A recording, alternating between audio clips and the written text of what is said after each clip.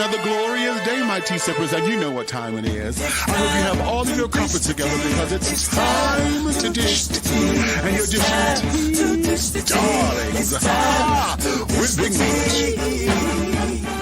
Can't wait. It's time to dish tea with Big Meat. It's time to dish tea with Big Meat. It's time to dish tea with Big Meat. It's time to dish tea with Big Meat. Darling.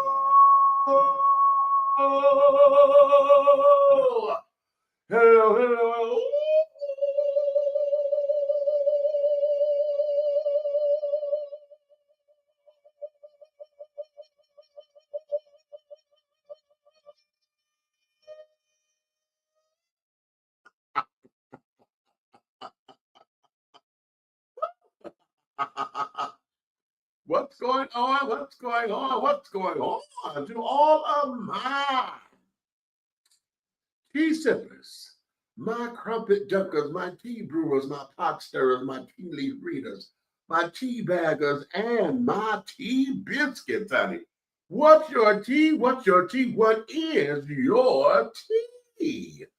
Darlings, it's another glorious day, and I hope you have all of your crumpets together because, darling, it's time to dish tea. And you are dishing tea, darlings, with Big Meat. What's up?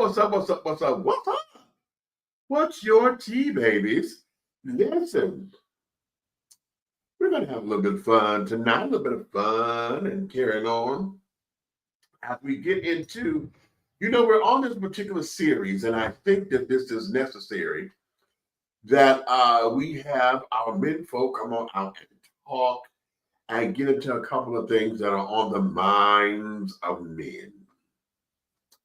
This is regardless of orientation, okay? Because I think, I know that many of us have the same stuff. It's just that a lot of times we get clouded by shit that really doesn't have nothing to do with it, particularly orientation and this, that, and the other. We allow those things to get in the way. To get in the way. And because they do, we don't necessarily provide space and stuff for these kinds of conversations to occur. So we want to take this time to really delve into a few things. Tonight, I want to start doing this more often. I got to let y'all know what I titled the show because we get so into it.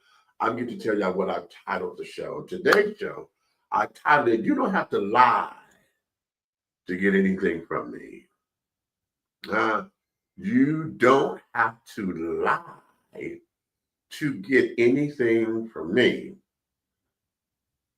Why is that significant? And we're going to take that across the board, okay? Because oftentimes we are dealing with people who just believe that in order for them to get ahead, and the idea of fake it till you make it, we know what it implies, okay? However, let's listen to the words behind it. Let's fake it until you make it, right? And oftentimes we get into a period where we live by that. So we're trying to keep up with the Joneses and the Jacksons, knowing that you are Johnson and a Smith, honey. And you sit up there trying to do whatever it is that you can to impress these folks and these folks and these folks. And yet you're faking it until the time comes when you're in that tax bracket and you can actually say, I could do this for real, okay? And oftentimes we end up going into debt unnecessarily. you know, we end up doing a whole bunch of things that take us out of our square and put us into positions to where it's like, okay, was it really worth it? And because of that, you know, we have allowed ourselves to deal with the lie. Many of us feel as though we have to lie to get some things done. Lie, to a little white lie here, little fear there, and this and another in order to get over it. Now, let me put a caveat here. The caveat is there are times when it may be necessary in business, and you know, you may be in a jam. Well, no time is it allowed or whatever when you are in personal relationships, whether they are friendships or romantic relationships, your boyfriend, girlfriend, husband, wife, your spouse, whatever that is, parents, your brothers and sisters, you know, those kind of intimate relationships. You know, it doesn't require a lot. Okay, it doesn't require that, children. Does not require that. However, we have educated ourselves and we have allowed ourselves to live in a place where we have we want that to be, we will let that to manifest itself into some kind of normalcy.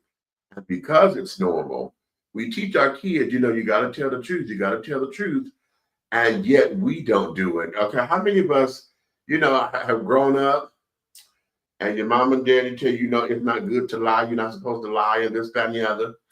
And then once they do, the first time that you heard them lie is when the phone rang and they tell them I'm not home. How many of y'all experience that? Tell them I'm not home. Okay. And all that jazz. Okay. And what do? We go to the phone and say, what? She said she ain't home.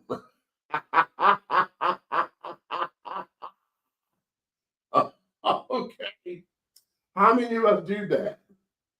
Oh, wait a minute. Okay, wait. I'm trying to multitask because somebody sent me some smut. Okay. Not cute, not cute, not cute. I mean, it is cute, but I'm in the middle of the show. All right. So wait a minute. So anywho, that there be that. But I'm trying to get into this. Hold on, someone told me to check my DMs and I'm looking for something and it's not here. So I don't know where he sent this stuff, Chad. Okay. It'll get to me in a minute, or you have to resend it because it's not here in no capacity, honey. No, resend, honey. Resend. I don't know where you sent it. Wait a minute. Oh, no, it's not here neither. Okay, that's the first place I went. No, I didn't go. No, it's not here. Okay. So, having said all that, honey, we want to get into today's show. Now, I was trying to find the little videos I was going to put up here, but I want, wait a minute, let me go to these comments. Let me go to the comments first. What we got? Hold on. Here we go. Say, hey, Meech. This is so fitting to me since I just lost Joe, my Lion King. There was a beautiful and ugly in our relationship. One of the ugly was all of his lying that he did. Okay, you said what? So did I, though. I lied and sneaked on the phone with him as a teenager, 30 plus years of talking to that Lion King of mine. Okay, then you say what? One thing, when you have a friend who's a snake eyes, it's my snake eyes. Okay, right. Love covers a multitude of sins. I still know I love them anyway. Okay. Oh, no, you know what? You just said something there. You just said something there because my son and I were just talking about that earlier today. And that there is, do we sit down and do we lie to ourselves or do we lie to them? Because all the time we think we're lying to them, but when we lie to ourselves, okay, thinking that we're protecting them or thinking that this is the answer, thinking that We know it, we can get over it, we get, this, that, and the other. How often do we do that? Okay. We're gonna fuck that up in a minute. Okay, telling a lie won't get you anywhere with me, and you'll get cut off. Bridges will burn with me. If you want something, just ask for it. If I got it, I'll give it to you. Don't play with my time or Michi's time. Just don't waste my time. Okay, exactly. Don't do it. Okay, check DM. Honey, resend that, whatever that was. I don't have it yet. Okay. Uh, Mom, and get it and get with you. Okay. If you lie to me, I'm going to beat your ass. Okay, right. Okay. You said, oh, that's a good one there. Yes, my mom used to do it all the time. I'm not here. And I go say, oh, she said she's not here. And she said, I didn't tell you to say that.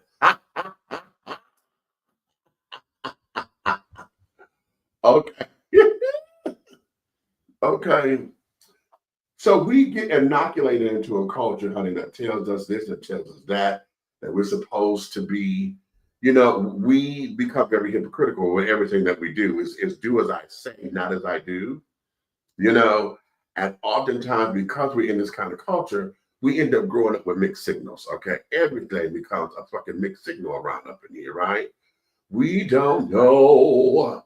We don't know what the tea is. We don't know what's going on. We just don't know, do we? And then we make it up as we go. Okay, we try to make it up as we go. And in making it up as we go, what? We end up falling through the cracks some kind of way. We end up allowing ourselves to accept any old thing, or we make excuses for any old thing. You know something wasn't supposed to be a part of your life, but yet you made excuses for it. Y'all know I love the standard on WWJD. A lot of us who are believers of some sort, and some of us are traditional Christians, and others are not. I am not.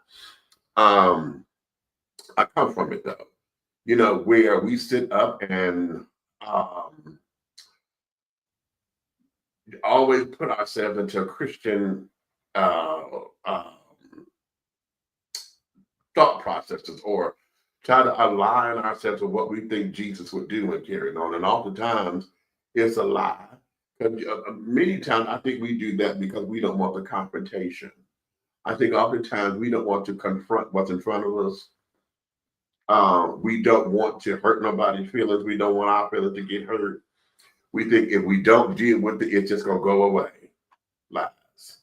Okay, lies. Yeah, like my little cup. It's a stemless wine glass, and I'm having wine. Yes, I am. Okay. Yes, I am. I'll get to that in a minute.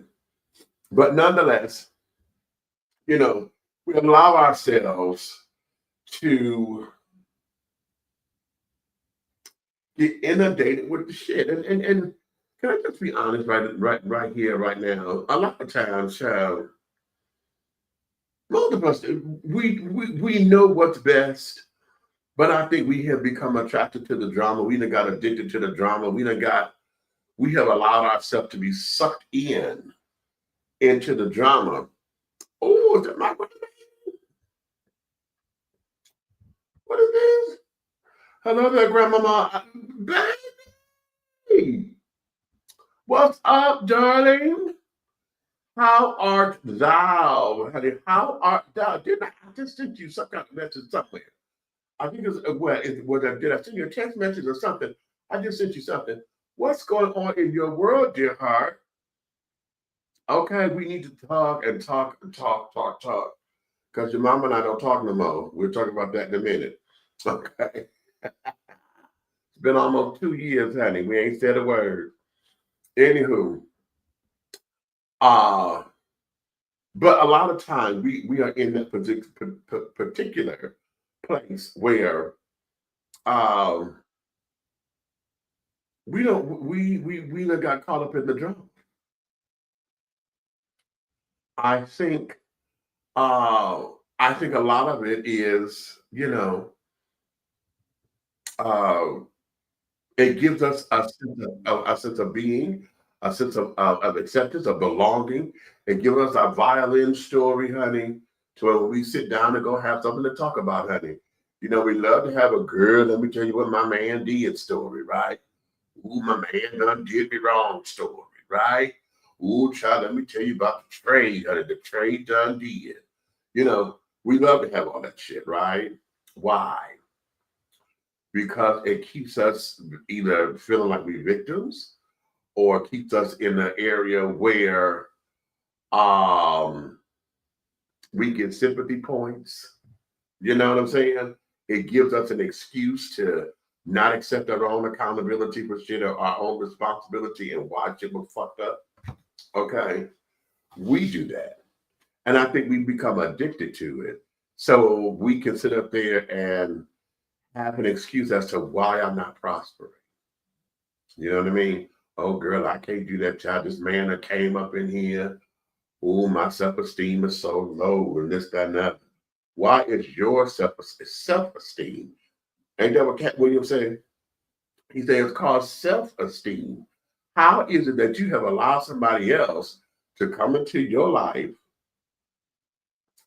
and either say some shit, do some shit, like you or whatever, and it affected you to where you sink so damn low to where now you got to build your self-esteem. You have to build it up to where you get your confidence back to say, you know what, you know, I'm better than this, or I'm better than this situation, and this situation doesn't define me. It is something that happened in life, but I can move on from this point. How is it that we do not allow ourselves or give ourselves that kind of permission to do that? Huh? Talk to me, children. Talk. Don't get quiet. You said we have a lot to talk about. Yes, darling, we do. Yes, darling, we do. You say, when you tell one lie, you're going to tell another. You're coming alive that you coming alive that you told that you don't remember, and that you told that you don't remember that you told that lie. Okay, so yeah.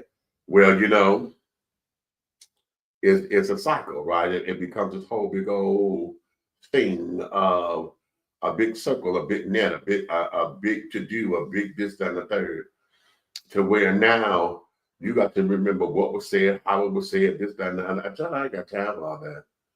I don't have time because now we get messed up and caught up in the context of it. We get caught up in, oh, well, that ain't how I said it, and blah, all of those stupid shit. And then we want to get exact wording and carry on. That ain't what I said. I said, and yada yada yada. But oftentimes we allow ourselves that because we know it's going to be accepted. How many of y'all know y'all got that one person in your life that whatever you do, they will turn a blind eye? Yeah, how much they argue, fuss, and fight. Oh, I'm gonna beat your ass. You get on my goddamn nerves when you do this. Okay, how many of y'all have that person that y'all know is the constant in your life, and y'all can go do all of that every time you turn around? Okay, every damn time, right? And then what happens? Okay, we end up in a place where we have this revolving cycle. Okay. And because we have this revolving cycle, we end up allowing ourselves, not allowing, but what we do is we accept the fact that this is our norm, right? And because we accept it as a norm, we end up allowing it to be part of who we are. So then we carry that over to everything else. Okay. Hey, Bob, what's up? You coming in? You come in if you want. The link, look in your inbox. I sent the link. I sent the link. Oh, excuse me. You're here. Who the hell did that? What? What's wrong? What you got out of the cabinet? Mason. Wait, oh, I don't want. I'm sorry, y'all. Wait, I didn't mean to do that like that. I just got up and walked away from the damn screen. Wait, but let me, because I was trying to do something that pissed me off. You don't look at it. You don't ask if it's been cleaned. Okay. Yeah. I got this glass and I was pretty ready to pour something. I'm like, what the hell? Anywho. They got millennium. So, like I say, we give ourselves all of this fodder, all of this,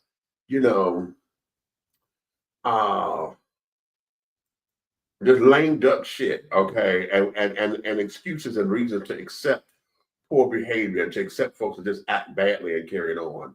And then here's the big thing. Many of us do not like the fact that we have to cut somebody out of our lives. How many of y'all face the fact you would rather them get rid of you versus you having to cut them? I know I used to experience that a lot. Because I'm a people pleaser, and carrying on. And I do not like when I have to get rid of somebody out of my life. I'm like, okay, we could take a break and this, that, and the other. I do not like to have to cut ties. But damn it, I've gotten so much better at that, praise the Lord. Because it's like, I'm 55. So when folks say, my peace is everything, I do not need the drama. I do not need the stress. I do not need all of your bullshit that's going to sit down and keep me in a space that have me wondering about you. I'm sitting up here worried about your motherfucking problems. Okay. And you sitting up there at the club. Wait a minute. Let me share with y'all something. Okay. Because I've done this one too many times.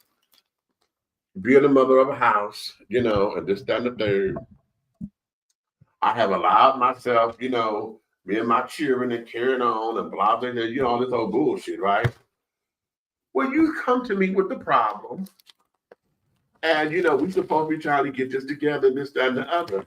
Well, honey, how is it that I'm the only somebody worried about what the fuck it is you're supposed to do, right? I'm sitting up here asking, okay, how are you doing this, right? And then your response is, oh, I don't know what to do, and this, that, and the other. Well, sit down with me and let's talk about it. Let's come up with something. I'm the only one brainstorming while you sitting there twitching and fidgeting with your motherfucking face, biting your lip and shit. Okay, acting like you want to cry because something is wrong and carrying on, right? So I done got a damn migraine or whatever. Okay, wait a minute, hold on. I can't think right now. That's come from this and let me come back to it. Phone ring, you go hop your bitch ass up because so-and-so finna come and get you. Y'all finna go to the motherfucking club. Now, you just told me you broke. Okay. You told me you broke. So-and-so gonna pay your way in and this, that, and other, but you got time to stop worrying about your problems to go to the motherfucking club, dump that shit on me, and then get mad because I don't pick it back up. Okay. Mm-hmm. You ready to come on up in here? Sure.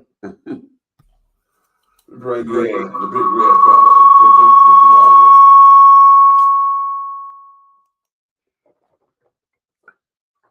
Okay. Mm-hmm. So in that, that there is what happens. And a lot of times, like I said, you don't have to lie to me. But damn it, why do we accept it? Why do we allow them to lie? Why do we, this, that, and other? Now, for those who have stronger constitutions, okay, they get criticized a lot because there could be some cold, evil ass. Oh, you ain't right. Oh, that's so wrong. That's so wrong. Is it? For those who know how to cut that shit off, it don't even take root. you know, and carrying on. Is it wrong? Or are you jealous because you don't have that type of spirit to do it that way? I used to be jealous. Okay. I used to be jealous. Why? Why? They gonna get you what you're looking at. However, I had to learn that because I was in denial with it. A lot. I didn't think I was. You know, I was like, oh, I was always talking it up to, you know, that's just cruel, you know. Oh, you was a hater. Basically. Okay. You know, that's just cruel. That's just, oh, I can't be around that person because he gonna make me say something. You know, it was one of those. Okay. And then when you stop to think about it. And when did you get healed from being a hater? When I get healed from being a hater. Yeah.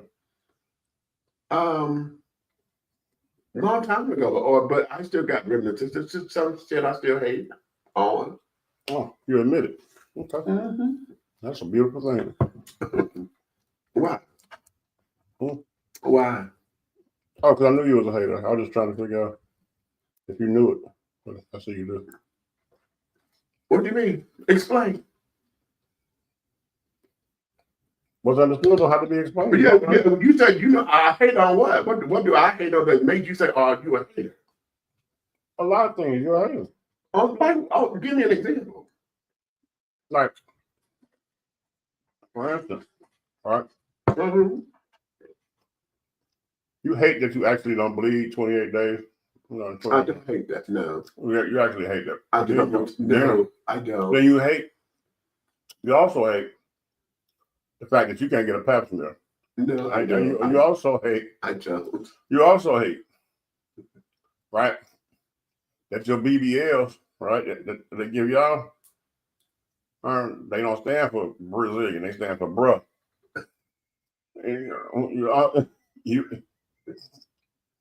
You know what? Fuck you and your brand of bullshit.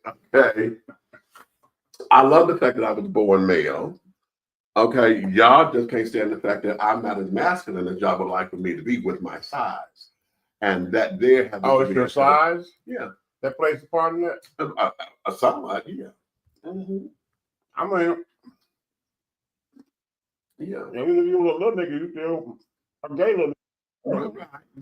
But my size helped exacerbate all that bullshit that y'all like to spout. That don't pay no goddamn sense to be big as you is, you know, and then because I don't play. Oh, now those people from your community, because those are haters. Well, no, that's straight folks that say that shit. Right, they're haters. Yeah. When somebody make a statement that don't make such sense, right? That's a hater statement. Okay. You know, you gotta think about it. It don't make no sense to that he that big and he get. It don't make that much sense that he got all those flamboyant cars. It don't make that much sense that Rick Ross got this big old house to himself. You know? Okay. It's a hater statement. Okay. All right. Okay. Good. You still a damn hater. I'm gonna fuck you too. No, I'm good. Okay. But well, I'll take the $40.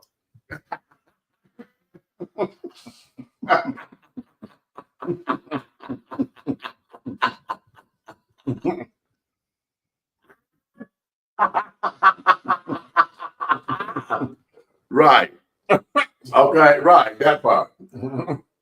But here we are. Wait a minute. Let me go to the comment for a second.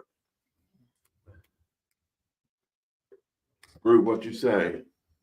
I can relate so good to that shit. Okay. Hey, me. It's been a long time. Glad I caught you tonight. Hey, Tim. What's up, baby? Okay, we good over here, honey. Okay. What you say? What's that, Detroit? What are you cooking for Thanksgiving?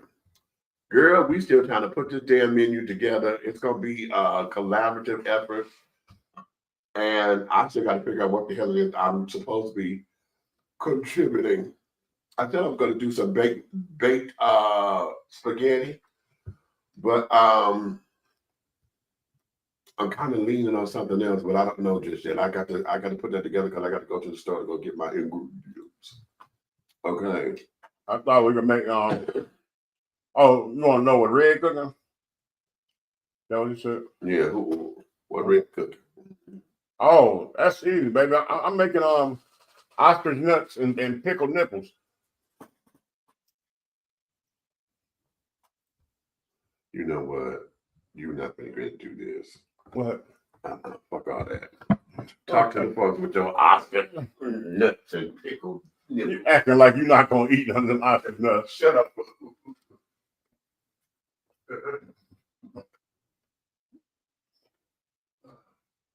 Greetings there, Malcolm.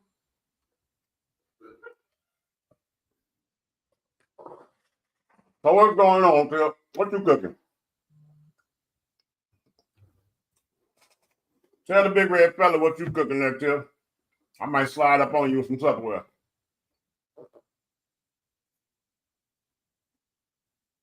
Hello, Mario. How are you doing tonight? Okay. I'm coming back into the frame. Look, she said, me don't eat cow nuts. Okay. I say it one more time. Okay. Okay. What is this? Greetings from the greatest city in Southport, the city of Southport. Okay. Don't do that. Don't do that to yourself, Chad. Don't you do that to yourself. Mac and cheese, fried cabbage, and lamb. Oh, you doing some lamb. But what you say, honey? Let me come back on the camera. Well, I'm gonna come over there and give me a lamb sandwich. Okay. Listen, I went to go get this cup because my brother here said he had never had chocolate wine. Now, is it grapes in that stuff? I don't know. Remember my God. Wine. Remember my God. Wine. God. What is wine made from, honey? Grapes. Okay. Okay. You forgot? Yeah, I did. You looking at me like I'm telling you something new. But you looking at me like, what the fuck is in it? It's wine. Chocolate grape, nigga. Shit. That's all right. More for me. Good. Okay. Try it sometime on chocolate grape. Shit, dunk it. Okay. What is what? You know what? It's absolutely fabulous, girl. Okay. It really is. It's a dessert wine. You really want to chill it because it tastes better when it's chilled. And it's very smooth. Thank you, Mario. Gives you it gives you the sense of like a Kahlua, you know, like wine mixed with Kahlua. And basically what it is, it took a chocolate liqueur and Kahlua and mixed it with some red wine. What is this? But it's chocolate. That shit don't make sense. Motherfuck you too. See, I can't stand when y'all answer do that old bullshit. Okay? It's in the goddamn store. This one here is called Choco Vino. Now, this is pretty cool. If you go to Aldi's, if you have an Aldi's where you are, go to Aldi's and get their brand because it's blended better than this. Okay? Doesn't have a hard taste. Sometimes they don't blend it well. And the chocolate may be a little overpowering at times, but it's still good. Okay. Okay.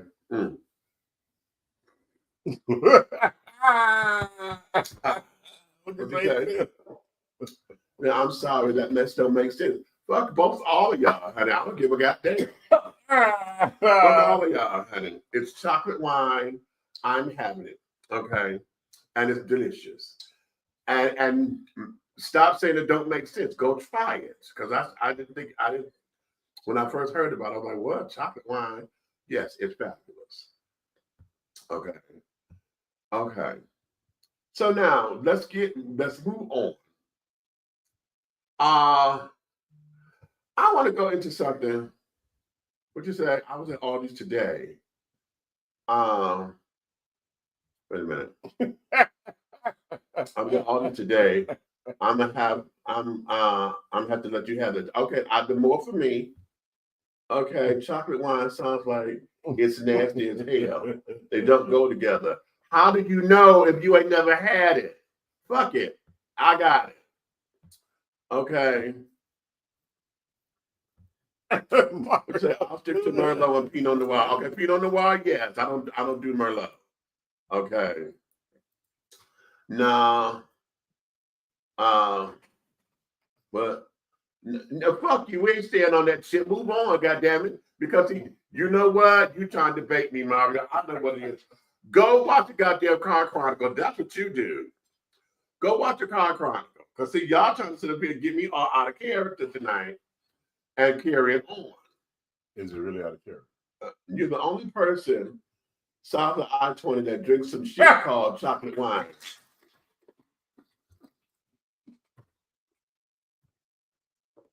I am not the only person. Woo!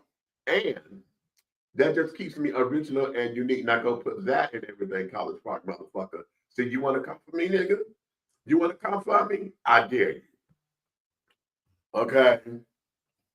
I've never had chocolate wine, but I've had chocolate liquor. Okay. Liqueur. Right.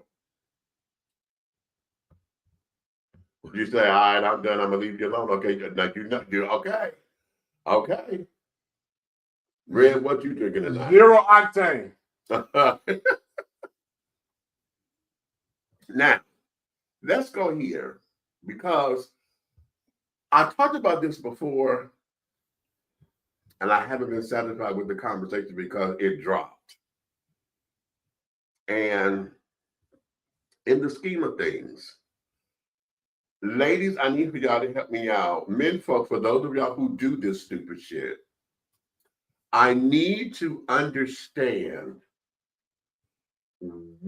how is it or why we have allowed this thing of you going through my telephone.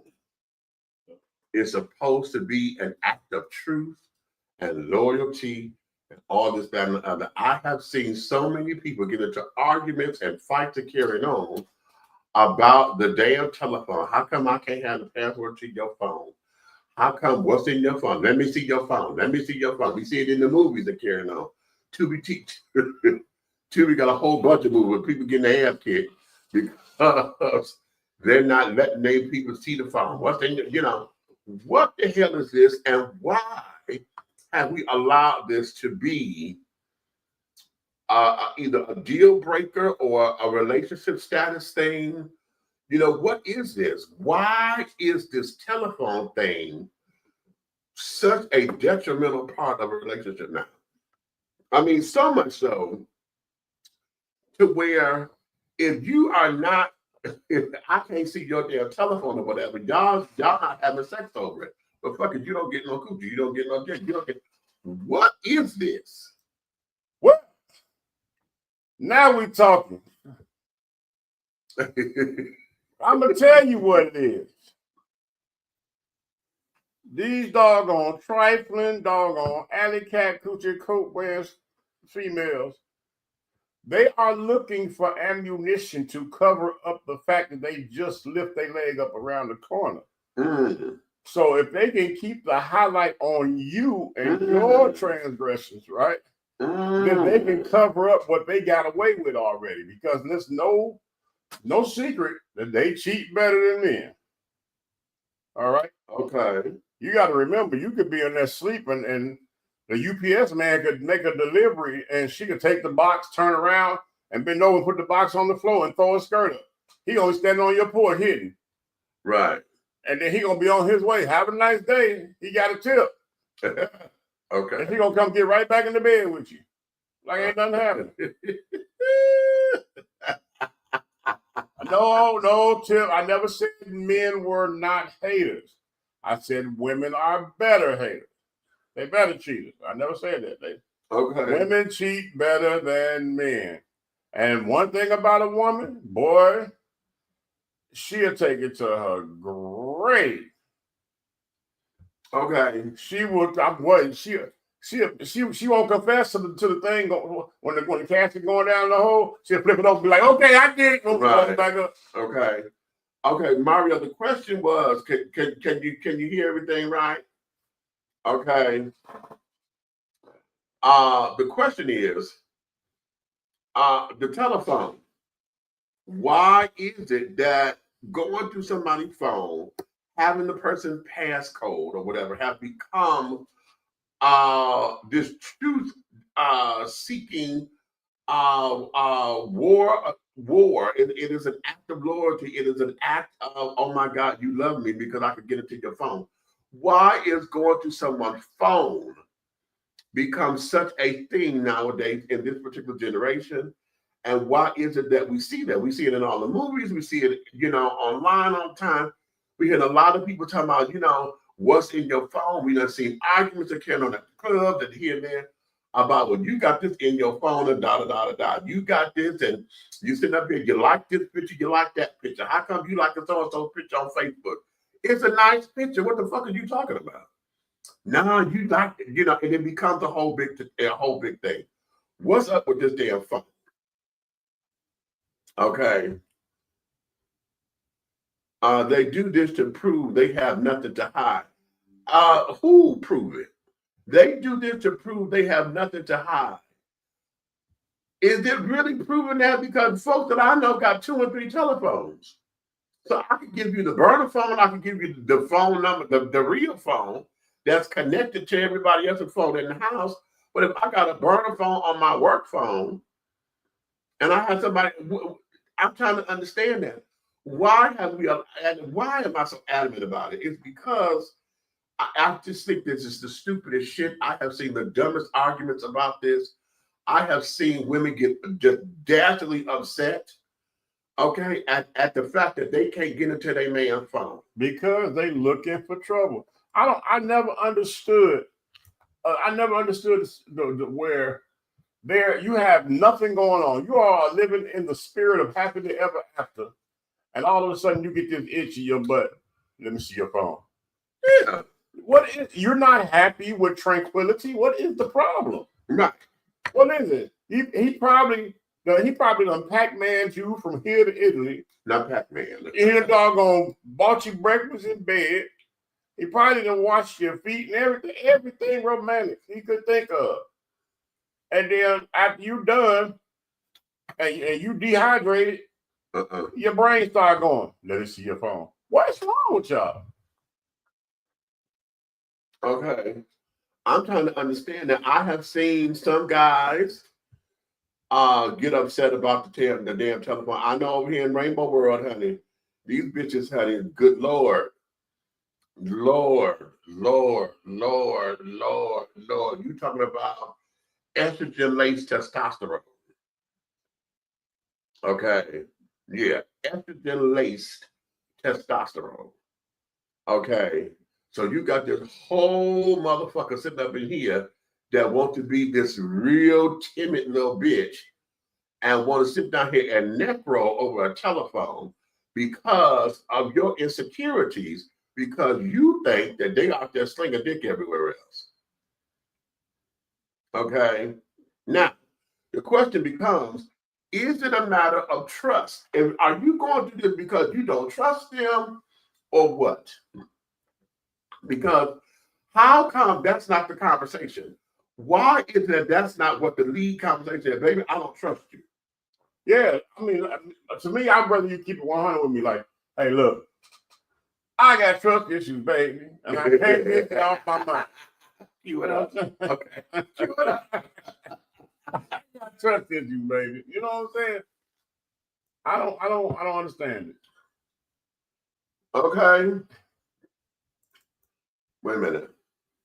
I'm going to these comments. Come on, Reggie. You got to point the finger at me. And she said, well, I agree. We are slick. Okay. Okay. I just read Rose. They do that to try to prove something. Tip, you say what? A well-known minister stated that she has a tracker on her husband's phone. She knows where he is all the time. Do you think that's crazy? Hell yeah, that's crazy. Hell yeah, that's crazy. Because why do you feel the need? That ain't your child. That is not your child. Hey, baby. Okay.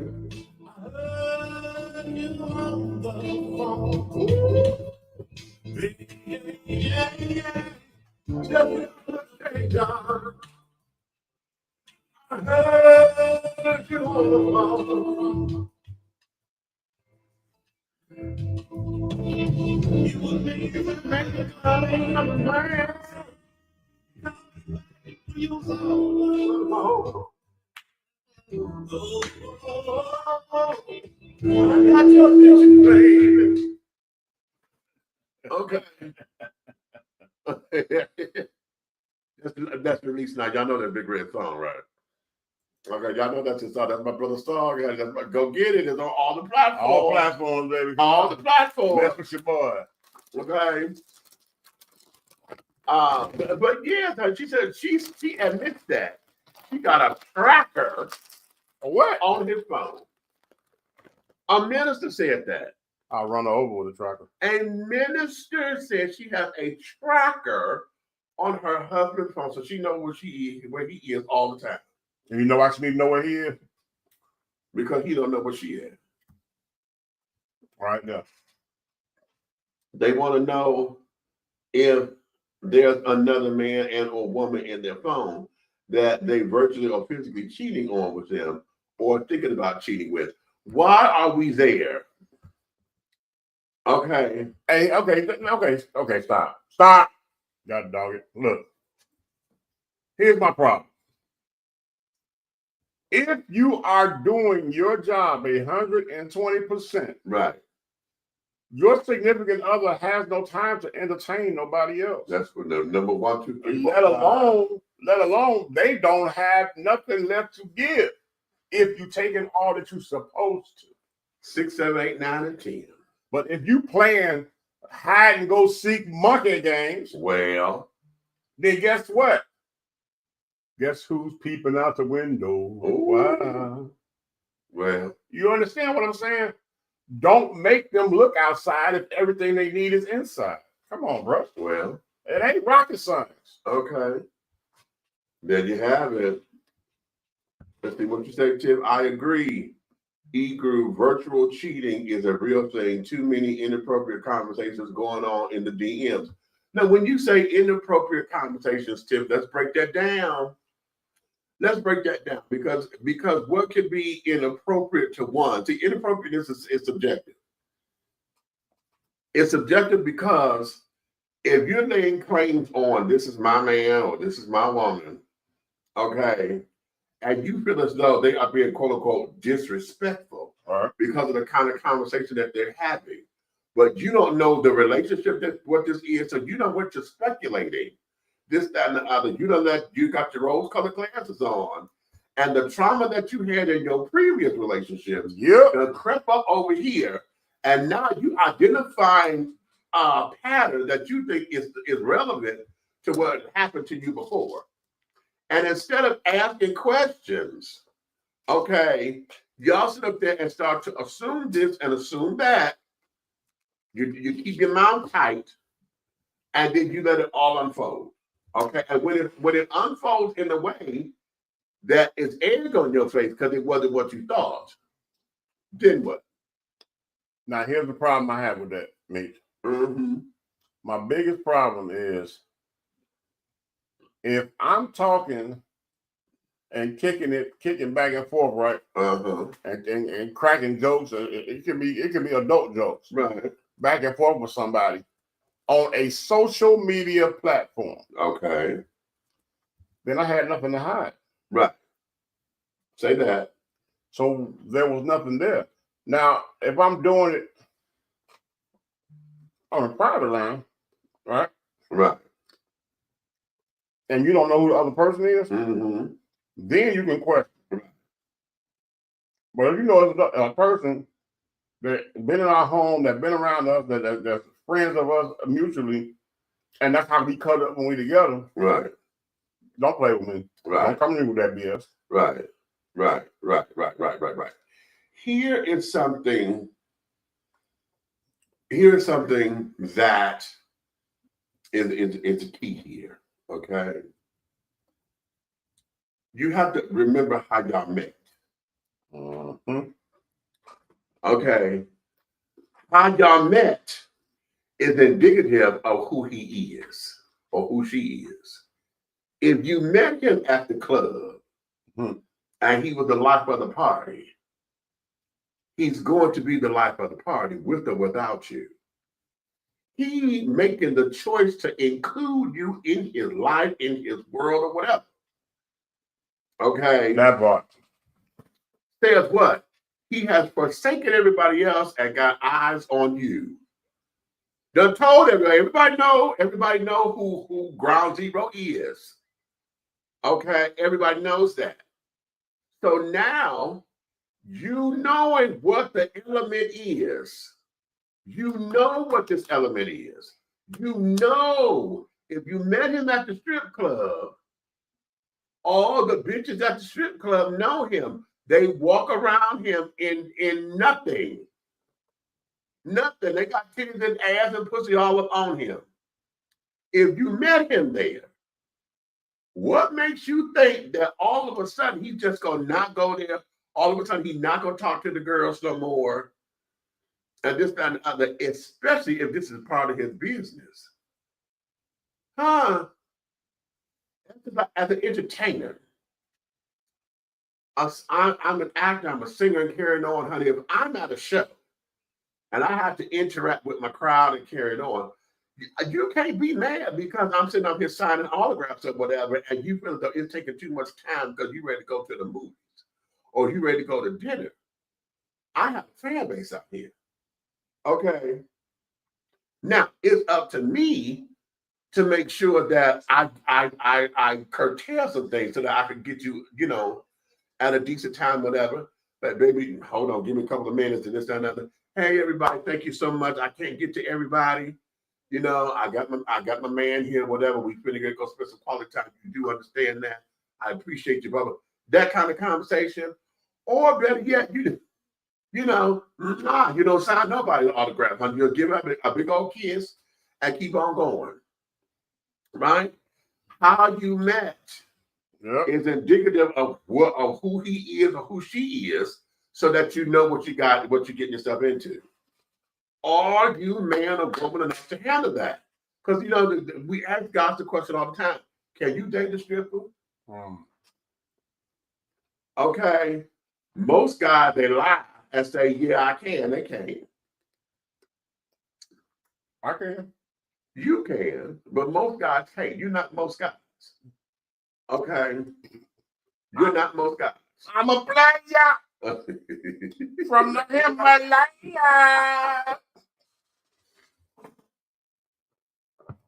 Okay. And a lot of folks get caught up, because what they get caught up in is the money. Okay, she's gonna make this money, this, that, and they don't like how they make it, right? And then just like Rand said, they think they can come up in here and be a player, a pimp, or whatever, and they're trying to manage her money because of this, that, and the third. Don't know how to protect her from the overzealous fans or whatever the case may be. Nothing. So most men cannot. Okay, because now you try to dictate how she got to go to work, or don't want her to work. No, you can't handle that. I met somebody years ago close to me, right? Mm-hmm. And he met the girl, right? Right. At the strip club. Lord. Blowing all the money on her. Made it his baby mama. Wow. And during the relationship, he started throwing a tantrum because he wanted her to quit dancing. Mm-hmm.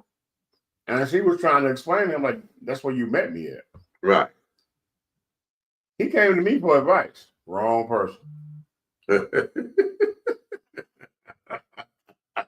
He made a wrong turn that day.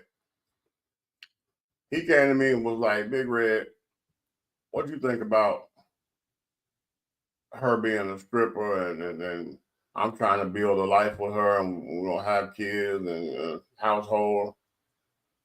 I said, I think it'll be. I think it'll work out. I said, financially, there's some perks to what you got going on if you do the money right. He was like, but what about all them guys looking at it? I said, all them guys saw it before you did. How about that? That part. He said, so you telling me that at the time I was married to the girl, he was like, you telling me if she was a stripper, you would be okay with that? Absolutely. I'll drop her off and pick her up. Okay. I drop her off at 7, 8 o'clock, and I pick her up at 3, 4 in the morning if need be. Right. My thing is this. As long as she don't forget her address, what's the problem? Exactly. Okay. Exactly. And most strippers, they don't mess with their customers. Right. So if she chose to be in a relationship with you, right, and be that right, you're good. Right. Right. You have been the one that's been the chosen one. You have been, she's going to forsake all others for you. Yep. Okay. Was it inappropriate conversations? A chosen man or woman sharing things in a tone with someone that they wouldn't want their partner to see. Okay. Okay. Is that inappropriate conversation, or is that an inappropriate relationship? Because see, here's where it is.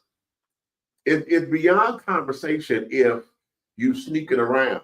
Mm-hmm. Okay. And for instance, I've seen this happen too many times. Your phone rings and you with your partner, but you refuse to pick it up. Okay. Or whatever. And then now you got now how about that? You got the phone, it's face up. Okay. It rings and I just happen to look over because I'm nosy and I see the screen on and I see the name and the number. Or maybe just a number because it ain't got no name. You don't answer, right? 5 minutes later, that same number come back up. You don't answer.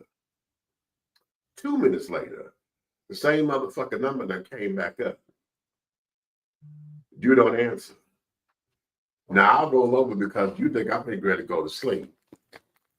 The phone rings. You slide your dick ass out the motherfucking bed to take the phone to go in the bathroom. Or downstairs. Or down. Okay. I'm sorry, that's it.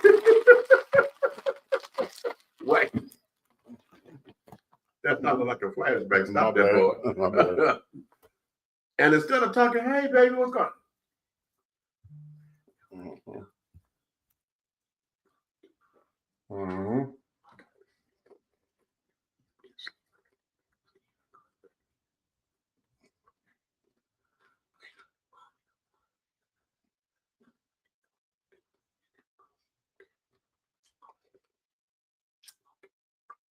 You know what I say you should do right there? Huh? Okay. You should quietly walk over to the closest window to you and lift it up real quiet. Mm-hmm. And bust 2 shots out the window in the air and close it.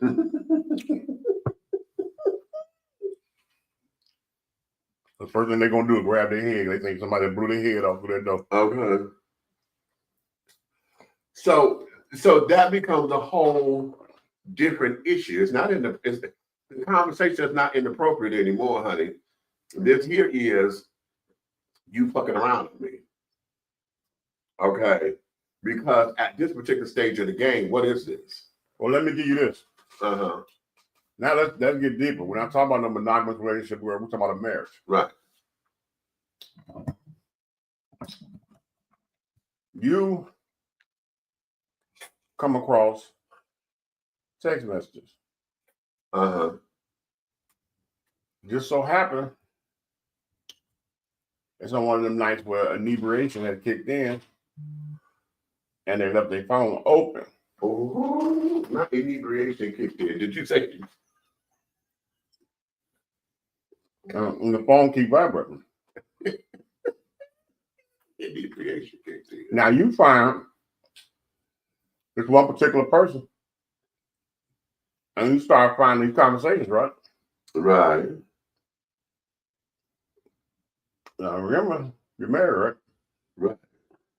The conversations have things like repeated days of good mornings and repeated days of I hope your day went well and can't wait to talk to you tomorrow. You miss me, and then there's a couple of you miss me, and yeah, I miss you on the response, and then it came with 2 pages of 2 of them was you got 2 I love yous, and you responded the same thing. Now here's the thing, my problem, right? This happened to somebody that was being monogamous and not doing nothing to that stuff. Oops. So oops. Then the lady tried to put together a fake girl trip, right? Going to the same geographical area where this guy is. When they started to sense that their significant other knew too much and switched it up real fast. Have mercy. Those are the type of things right there that bothers me in relationships when it's a one-sided thing because somebody in that relationship, whether it's the man or the woman, is an attention whore. And what blows them, like you said, there's so many keys. There's so many, it's so much. All you have to do is change your behavior for the other one to recognize something going on. Something is wrong. It's like, okay, like me personally, I've been in a relationship and I didn't lock my phone. I had nothing to hide. Right. I had nothing to hide. And that was the thing. Phones wasn't locked and nothing to hide. You know what I'm saying? Right. I'm in the shower, my phone ring. I'm answering my phone. Right. Right. Okay, so I'm in a good place then. Right. But in the midst of it going that route right there, all of a sudden phones get locked. Right. All of a sudden phones go from staying on the charger to going in the bathroom. But we as men ain't supposed to recognize this. Right. Let's go there. Wait a minute, because you just did something. Yeah, we're not supposed to notice this stuff. You just did something right there.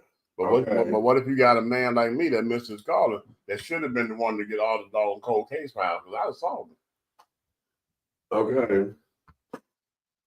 Let's go right there. How many, let's be honest. How many of you out there believe that men are just stupid and don't pay attention? And here's the second part of that. Are you doing what you're doing to get him to pay attention?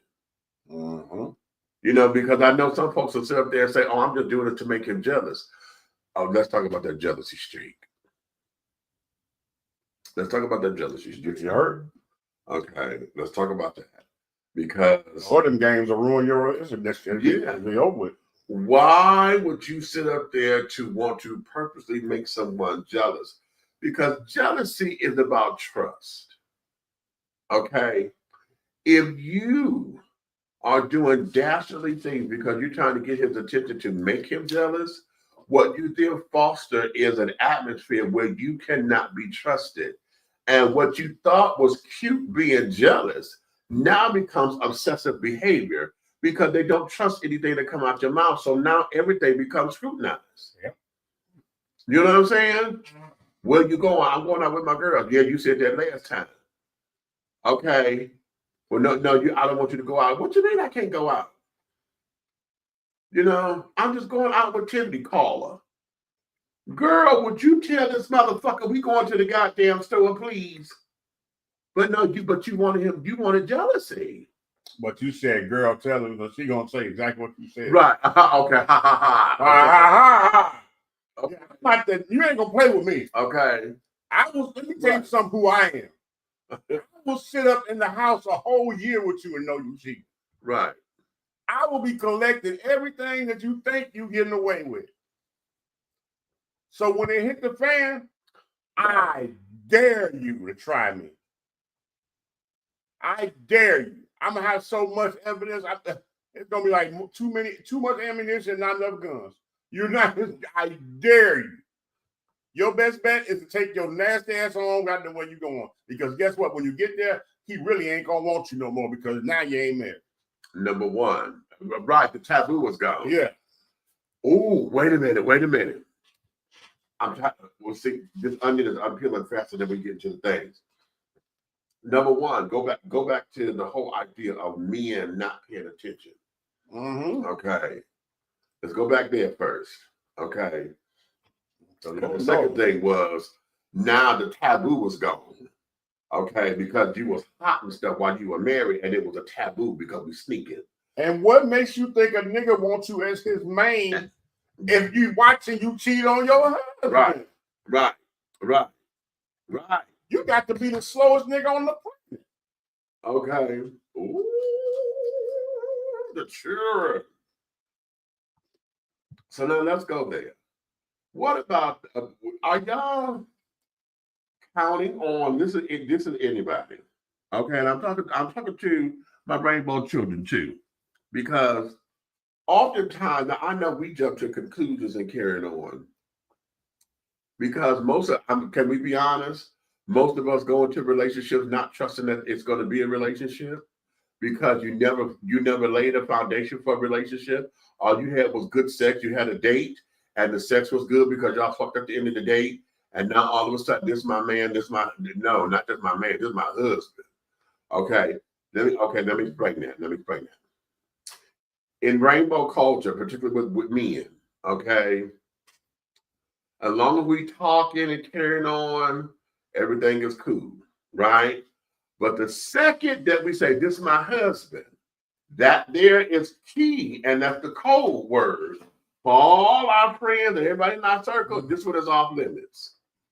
Okay? Off limits. Okay?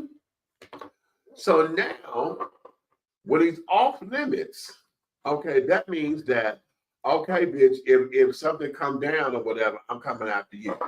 Now, you also said he was a piece of trade. Okay. Now, when you make trade a husband, trade is also community dick. Okay. So you done made trade your husband. Okay. But your sister done already had it. And your other sister around the corner done had it. And then this was trying to happen. Okay. So we're going through all these particular changes. So in rainbow community, most of the time, relationships are started off unkiltered because we never got to know who the person is, because we went out on a date, and the acronym dick at the end is what date stand for the most part in rainbow world. I'm not sure if ladies, if y'all are expecting that, no, y'all couldn't be, because most of y'all know men want that. Okay. But I told y'all before that with the kind of money that a man spends, especially if he's trying to treat you right and carrying on, and spend $200-300 in a night and shit, some hand or something. I don't want a goddamn kiss on the cheek. Me. Okay. Something it's got to give, and if it doesn't, then that means either he's gonna respect you and he's trying to play for keeps. Or if your demeanor says that you're about to got the dollar and you're trying to drain his pockets, then he's going to play you till he get what he wants. And after he fuck your girl, it's a wrap. Well, okay. May I elaborate? Mm-hmm. All right, I'm pretty dog gonna switch to my Midwest hat. Look, I had an uncle that when I was young, right? All he ever did was be a pimp. And he sat me down and talked to me one day when he was visiting, right? And he made this statement. He said, "Little thirst, that's what he's talking, right?" He said, "You can smell a hoe." He said, 10 feet, 3 feet, 4 feet, 6 miles. It don't matter. She got the same hoe smile. I was like, okay. And what he meant by that was, if you just pay attention. That's right. That's right. To the way she moves. How she moves. Or he, in my case. You will know exactly what you're getting into. What you're getting into. And all my life, I've been the type of person where you have to be done put on a major masquerade to make it long distance, being that type of person. It's a part of you. It's a part of you. And I sit there and I say, it's sad because now the test questions, are crazy on first dates. Right. Yes. Yes. My thing is this. Don't ask me to take you somewhere that you ain't been yet. Right. Or don't ask me to take you somewhere that you know you ain't finna break out your pocket to buy yourself a meal there. How about that? And don't come in here when you always hang with your girls, and if you do have a cocktail, you getting the doggone happy hour $5, $6 drink. Don't get with me and want Casamigos and Ace of Spades. Don't do that. Don't do that. Because I'm going to go ahead and tell the world, if you ever date me, I'll be right back. Let me take this phone call. You'll never see me again. Ooh. I will leave you at the restaurant. Ooh. Because you will have to sit there and marinate and think about what exactly happened at that moment. Right. So I'm telling you now, if you paid attention to the algorithms of the world, what's going on and all the advice that's going on out here in the world, we're not playing no more.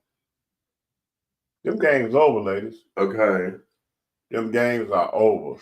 So you can duck off in the bathroom, tapping on your phone. You can talk to them while you're at work. You can doggone talk to them in the car. Well, you can lie about everything you got going on. You can lie about where you're going or whatever, which is crazy with me because when I know you're a liar, okay, I ain't gonna tell you where you went. Because I'm gonna tell you something. In the state of Georgia, the state of Illinois, the state of Virginia. Oops.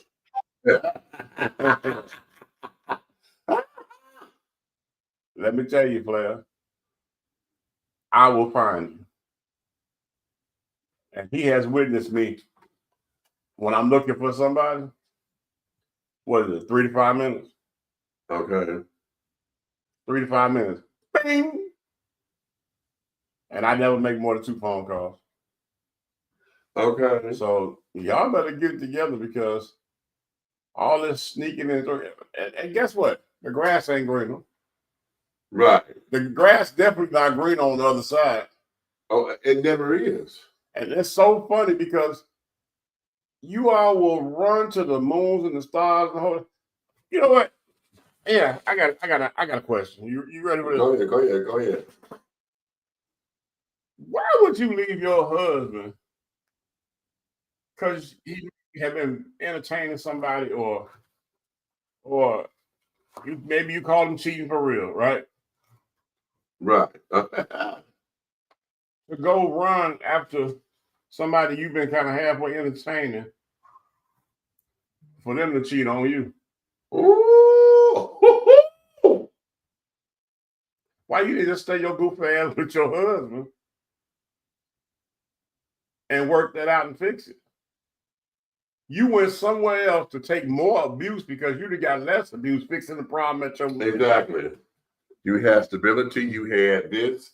You had substance. You got history. I have watched over the years. I've watched females break up a whole house, home, everything And it was like they was looking for a reason.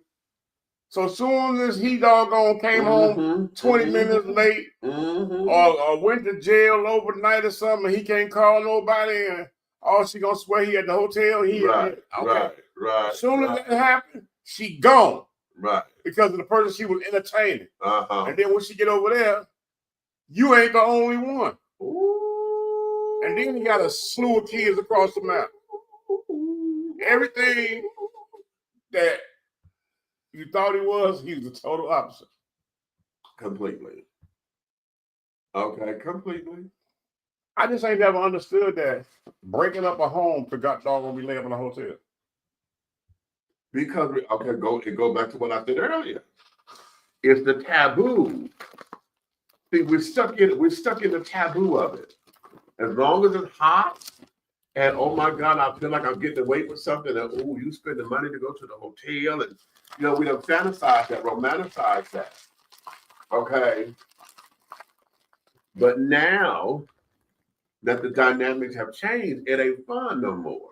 But it's work. But you know what my rules are, and you've been around me long enough to know. My rules are, all you got to do is come talk to me. See?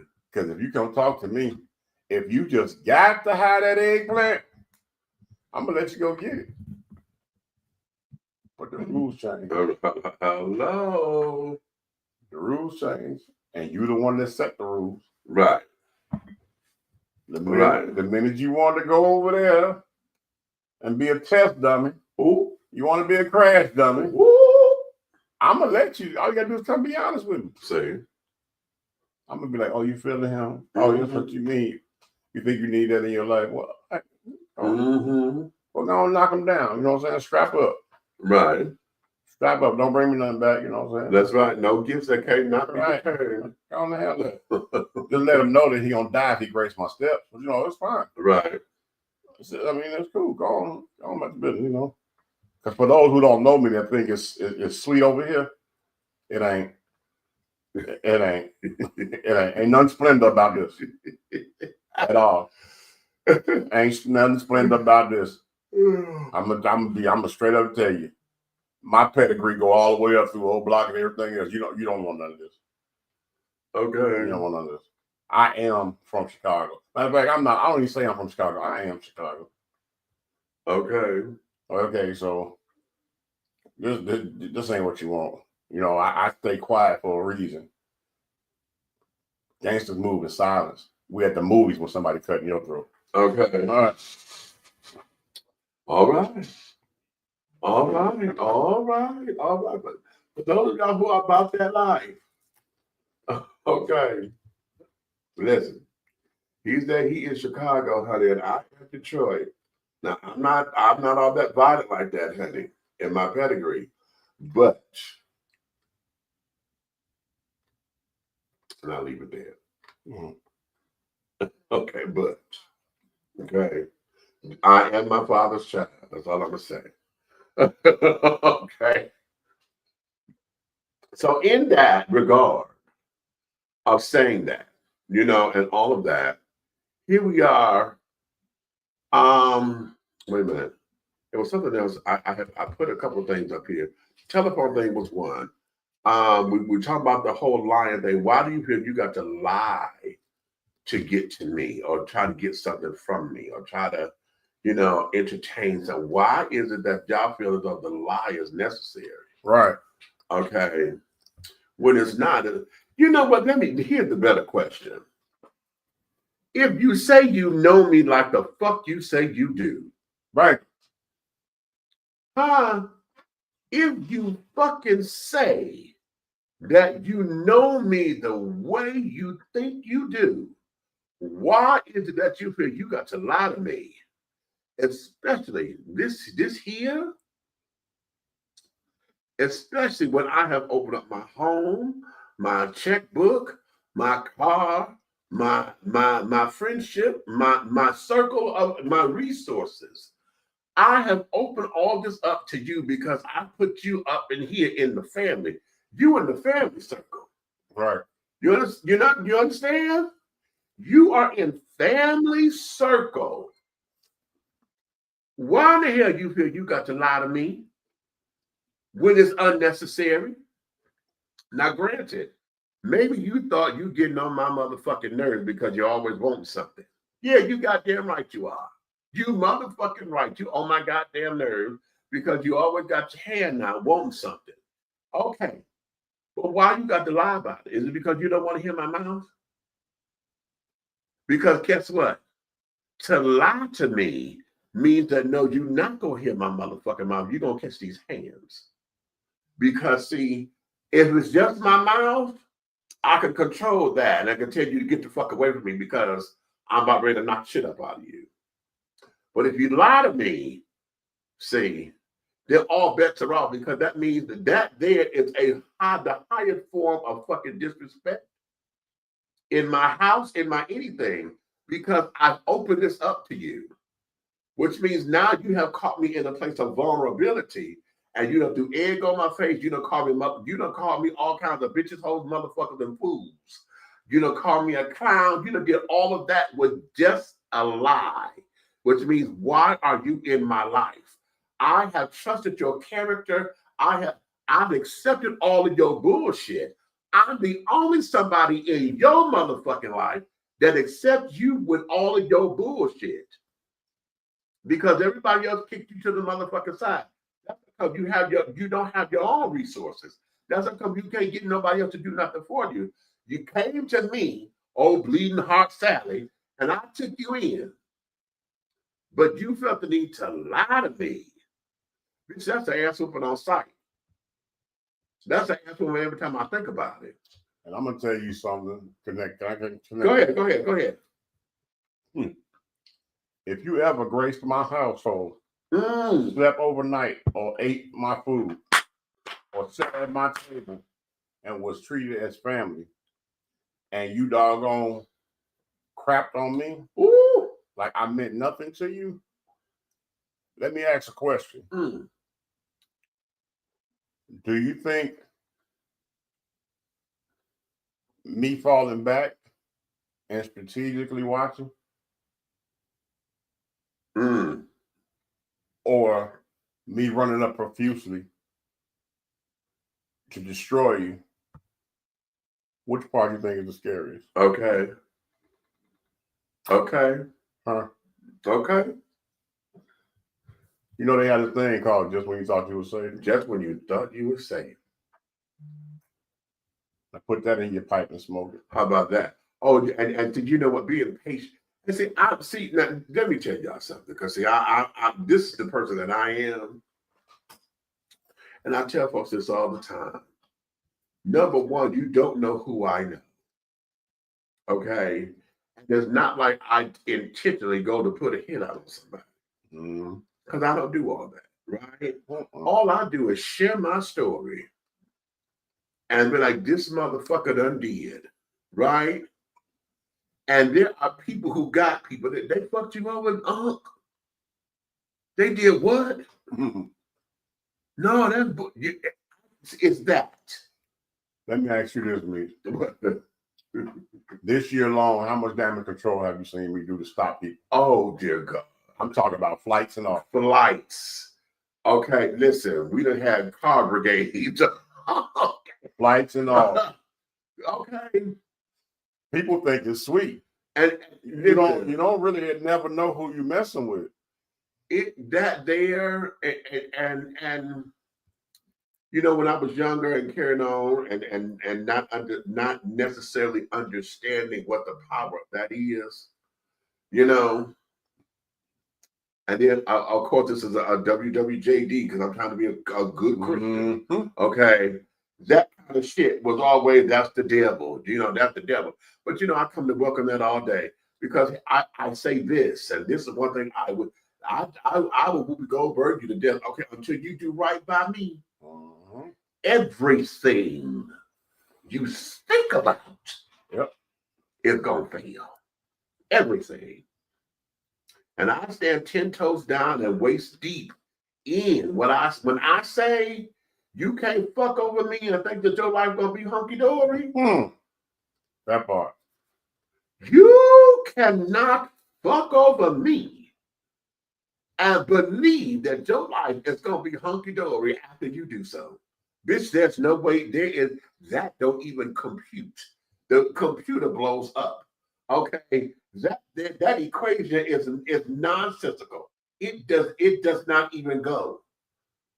It does not even go.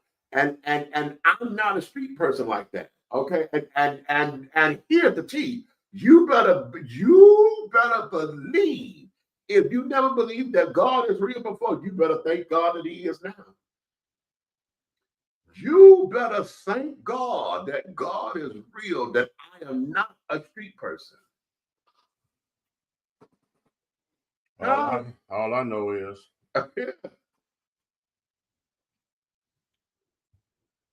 I ain't never lied to you. Okay. Shit. And if I ain't never lied to you, you need to think about the things that I have told you. Hello. And you already know.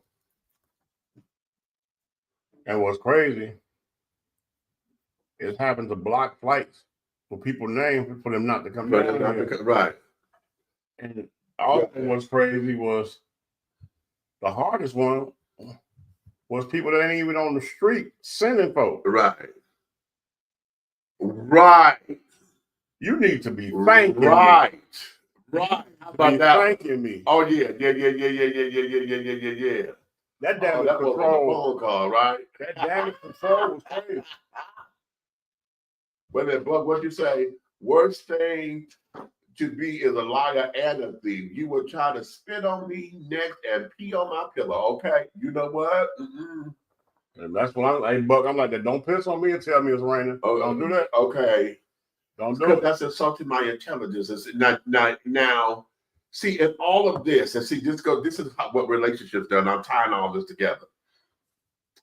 In relationships, and this is why it hurts so badly. Can we start there? Let's take all this back down to the bare minimum. The bare minimum is that this shit hurts. You doing whatever it is that you've done to me, whether you cheat on me, you lied to me, you stole my money, you done led me on to believe that this is going in a direction, and then all of a sudden you got what you want out of it and dipped. You know what I'm saying? I put my trust in you, and you didn't trust me, so you have insulted my intelligence.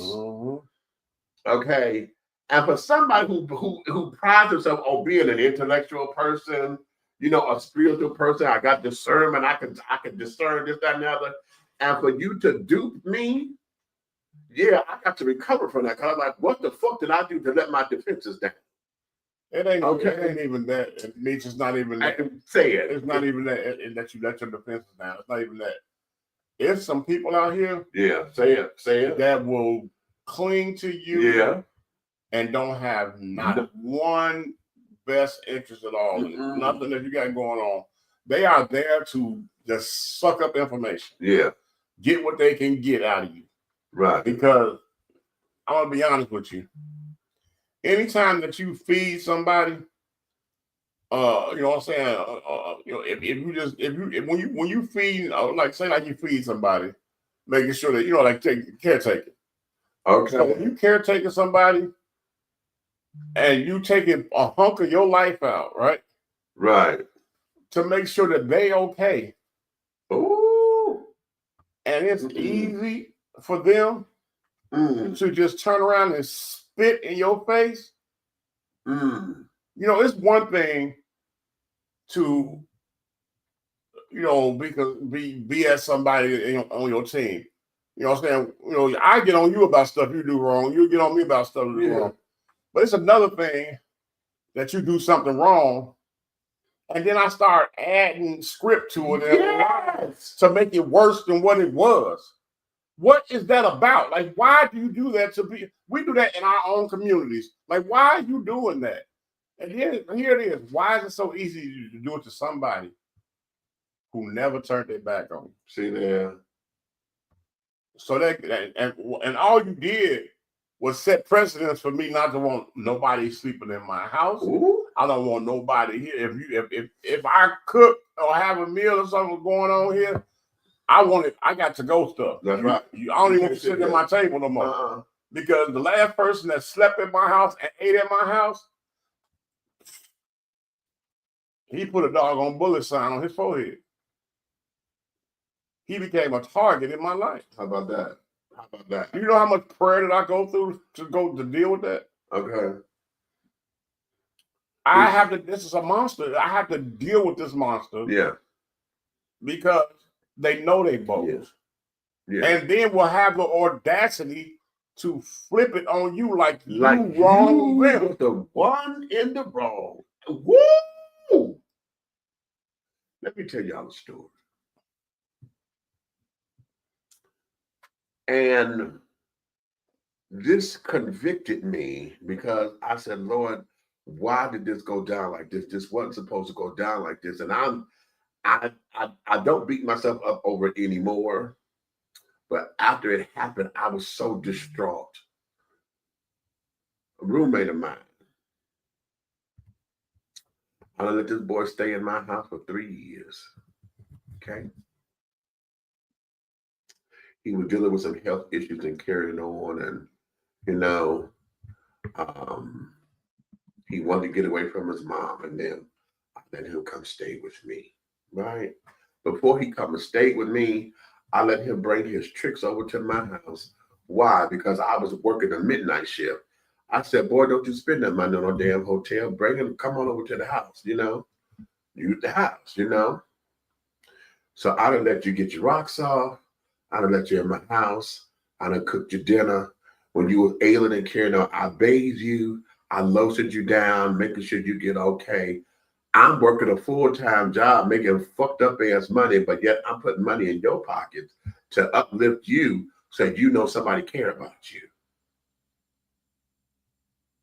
3 years.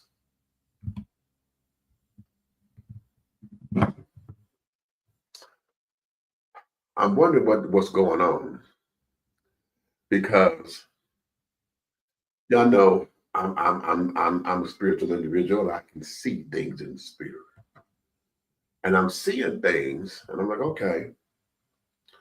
But then his pattern changed, so I'm watching. I know what it means when you come in from work and put the black jogging pants on versus the navy blue ones or the green ones. I know what all that means. I look at your shoes. I know what shoes meant what. If you put on the regular tennis shoes, the grubby shoes or whatever, you're going over to your mom's house because you got to go do some work. If you put on the decent shoes or whatever, you got a little data, you're going to go meet with somebody. Or you're going out to the park. Okay? All right. Then the conversation started. We used to talk about any and every. When I say any and everything, I mean that. Now all of a sudden we done went to talking about the weather and your job. How was your day at work? Oh, God, it's hot out here, ain't it? Oh, okay, I got to get ready to go. So now this just went along and went along and went along, and I done had enough of this because I'm like, nigga, you in my house and you ain't talking. See, I'm not one of them. No, that's not my game. If we can't have conversation, if I'm in your house and your rules are your rules, and I know that you're not a talkative person, then I know, let me shut my ass up because this is your house. But in my house, everybody talking this motherfucker. Okay? Everybody talks in my house. Okay? And I don't have to be in your business like that, but we're going to have meaningful conversations. So now we're here. And so this particular day, he decided to be brazen. He was taking me to work. And he says, okay, Meech. He said, you know what? Yeah. He says, you can ask me anything you want to know, because I'm going to tell you anything. And so we got into our conversation. And then all of a sudden, the words, I'm going to give a fuck about you, came out of his mouth. He said, man, you sitting up there doing this and doing that and everything, but yeah, that's cool and all, but I don't give a fuck about it. I don't give a fuck about you. You were just someone who helped me out of a jam, but I don't give a fuck about that.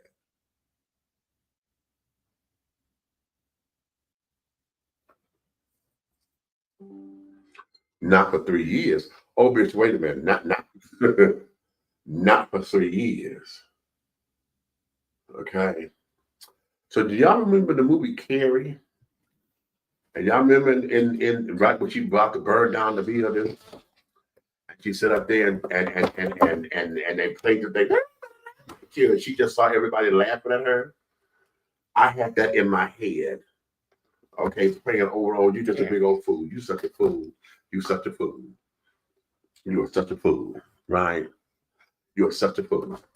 And I was like, oh my God, right? And oh my God, oh my God, and oh my God. And he sitting up there, he going in on what he did and how he was telling the folk out at the park about me and this, that, and the other. And, you know, he doing this and doing that.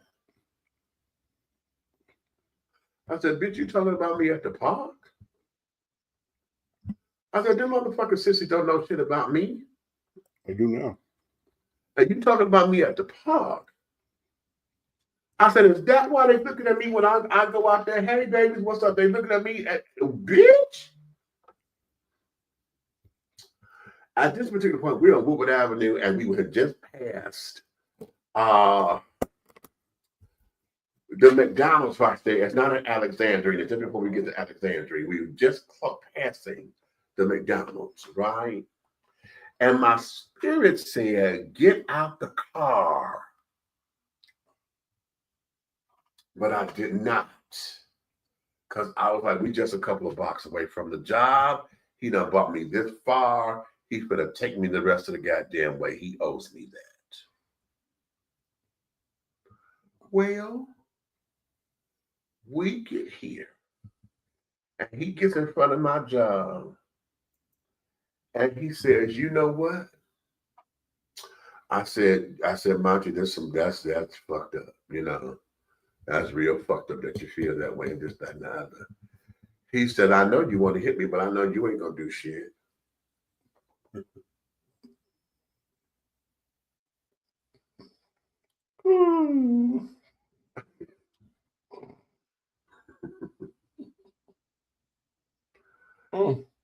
I said, I ain't gonna do what? He said, no, I know you ain't gonna do. I hit that motherfucker in his mouth so goddamn fast, bitch, I didn't think about it. And the next set of combination happened so quickly, I didn't have time to think about it, right? And then my nephew was in the back seat, okay? And he jumps out the car, okay? Because he was, while this is going on, he was in the back seat trying to tell my mom, you going a little too far. He said, nah, he want to know everything. Since he got to know everything and got to, okay, all right. For a split second, I heard the Spirit of the Lord say, hold on. You froze. And I was like, right?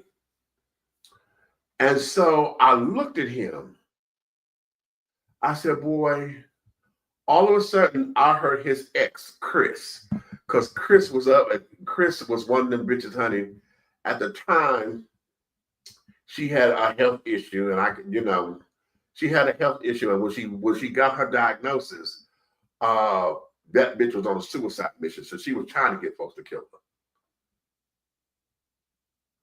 She was trying to get folks to kill her. So that bitch was doing any and everything, right?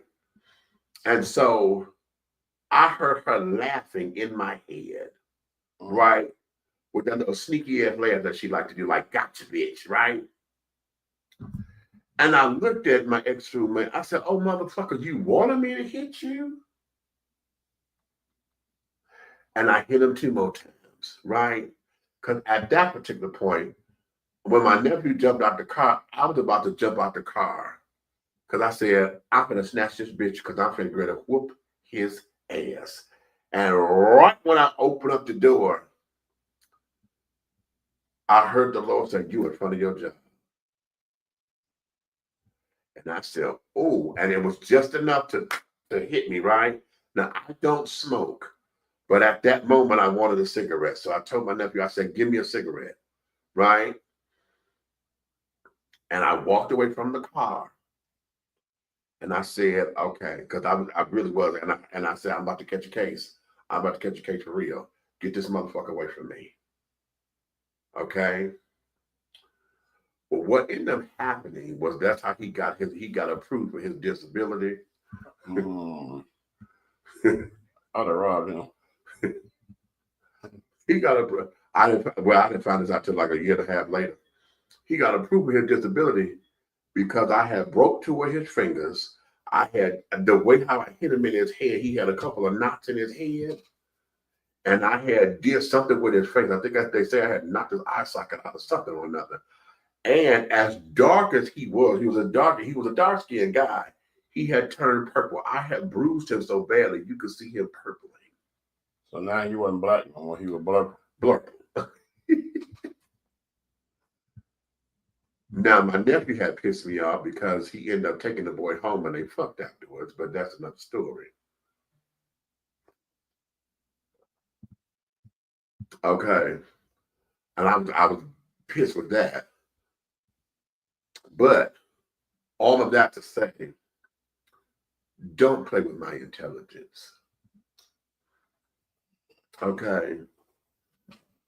I done gave you 3 years. Yeah. 3 whole years in my house. I done put money in your pocket. Okay. I done sat down here and made sure everything was everything, honey. I done cooked. I washed those nasty ass underwear. Okay. Made sure this was this was that. Hell, let you fuck in my bed and carrying on. Nigga. Got it. Okay. And you said you don't give a fuck about me? Oh, okay. Tragedy. Okay. Now, what's the point in all of that? Of that particular story and how we're tying all this in? Okay. Is that these are relationships. Now, Monty and I were not fucking. This was a friendship. This was a brotherhood. Okay. And I am one who cherishes friendships. I do not like being the one in the wrong. Okay. It hurts me when I'm the one in the wrong. Okay. And we're human, so it's going to happen, right? It's just that that's never my intention to be the one in the wrong. And I've got to go and apologize. I've got to go, make amends some kind of way. That's not a good feeling for me.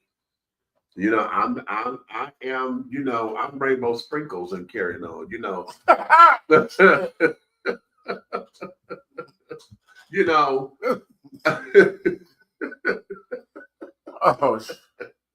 Oh, okay. Yo.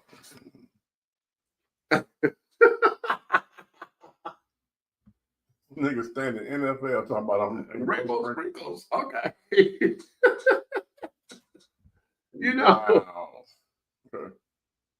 Wow. So that there is that, and it disturbs me. And so to have someone, who exploit that, to have someone who X, Y, and Z that, my nephew, he told me this a couple of years later. He said, Ayla, he said, you better be lucky you my auntie. I said, what you mean by that? He said, because you so easy. He said, you are a hustler's dream. I said, what you mean by that, baby? He said, if all it takes to lay up in your house is for you to have good conversation, and if I go out and I'm tricking or whatever to come back and tell you the story of what I done did with somebody else or whatever, and you get to feel as though, you giving me condoms and this, that, and the other, like you helping me out of this, that, and the third, and I can get a house and I get meals and then this, that, and the other. He said, what in that says no? He said, but everybody who claimed to be this hustler, fuck it up. I said, and they fuck it up how, boo? He said, because they don't give you what you want. I said, no, they don't give themselves what they want, damn it. That's true. They don't give themselves what they want. If you say that I'm that easy of a person, then where do they miss it? Because the part you that you haven't figured out is there's rules in this house. You will do the chores. You will have certain things that you got to do. Okay, in order to make this a thing. Okay. So it's not as easy as it may sound. However, I'm gonna take you on your word. Okay. And all of that in relationship. And I'm giving this to marriage because how about that, married folks? Because I'm explaining the same thing since I never said I was married. If everything you got, bitch, your lifestyle is everything, honey. You got a man who can sit up there and produce, not just provide, I'm gonna say produce. Okay, can produce the receipts and everything that you have to have the lifestyle that you're afforded. Where in the hell do you fuck it up? When you don't have a want for shit. Huh? That shit don't matter. You don't have a want for shit. It don't matter. Means you can do 10, 15, 20 years of sacrificing everything you ever wanted and needed to make sure that everybody else is okay. And they'll walk right away like you ain't never bought them a popsicle.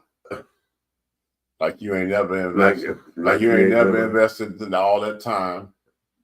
Like you ain't never doggone made miracles happen. Exactly. You know what I'm saying? So, listen, people crazy. With my roommate, I was giving that boy $20 a day for lunch. He worked 5 days a week. No, he worked 6 days a week. And with the Salvation Army, honey, he was 7 because he also had to go in on Sundays because they are also a church, and he also had to give the message from time to time. So $20 a day, 7 days, that's $140 a week cash that I gave him. That I know he wasn't spending all of it, and I swear everything in my spirit said he was banking that money because he got a car before I did. And I went and the day that I saw the car, I said, "Bitch, did you just buy him a car?" Indeed. Did you just buy him a motherfucking car? And he said, "I'm gonna give a fuck about you."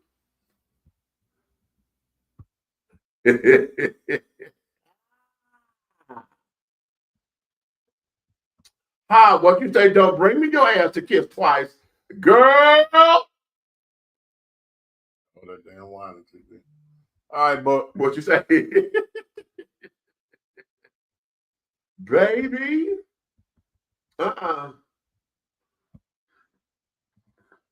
Okay. Well, I gotta go. People are selfish, Meech. Okay. Many take good people for granted. Yeah, this is true. This is definitely true. And the thing of it is, what you say, Meech, you knocked him Navy.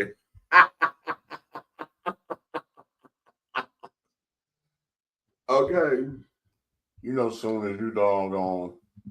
Soon as you snap out of that and start readjusting, right, and doggone start taking back your losses, right, you become the crazy person. They become the yes, you crazy. Something wrong with you, and this, that, and the other. What you say?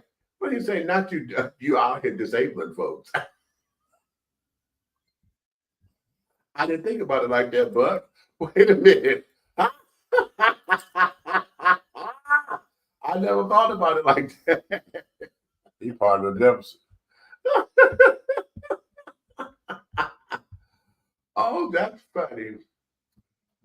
But all of that, because you don't have to lie to me to get anything from me. Why, baby? Right. Okay. Right. There's so much I want to say, but I'm going to leave it alone. And you know what? That's going to be a good place to end. Oh, because I'm sitting up here sweating because I done drink all this damn wine. I got hot, you know, heat wise. Okay. And so I'm. You look at What? it's the way how you looked up at that screen, and the way how you came in, you were just one eye, and you just looked at them.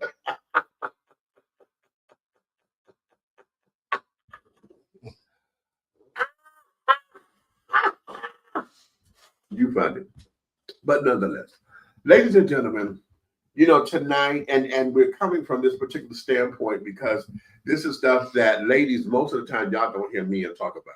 Men, we need to have these kind of conversations more often, and we have to take the orientation out of it because once we are able to be in a room together, you will start to hear that all of us are going through the same exact thing. The orientation ain't got shit to do with it. It's energy. It's masculine and feminine energy. Yep. Okay.